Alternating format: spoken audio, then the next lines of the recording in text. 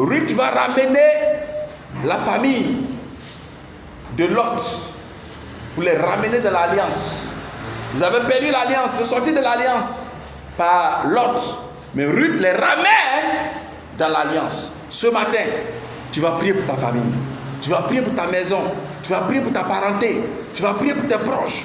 Je ne sais où ils se trouvent. Sont-ils dans l'alliance? Sont-ils en dehors de l'alliance? Toi seul peux le savoir. Mais s'ils sont dans l'alliance, tu vas prier pour qu'ils demeurent dans l'alliance. Amen. Qu'ils ne se loignent pas de l'alliance. Qu'ils ne s'écartent pas de l'alliance.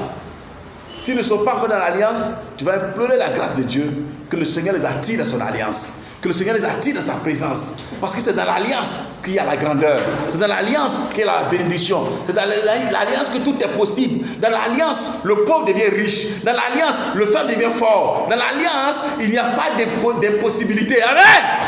Dans l'alliance avec Dieu, tout est possible. Peu importe quel est ton niveau d'études, quel est ce que tu sais, ce que tu ne sais pas, c'est une chose. Si tu es dans l'alliance, l'élévation viendra. Si tu es dans l'alliance, la prospérité viendra. Si tu es dans l'alliance, la bénédiction viendra. Si tu es dans l'alliance, la grandeur viendra.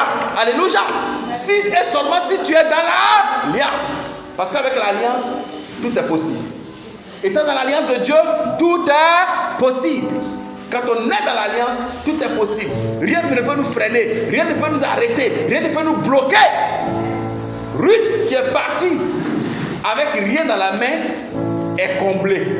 L'autre qui est sorti de l'alliance avec beaucoup de biens a terminé dans la misère. Alléluia.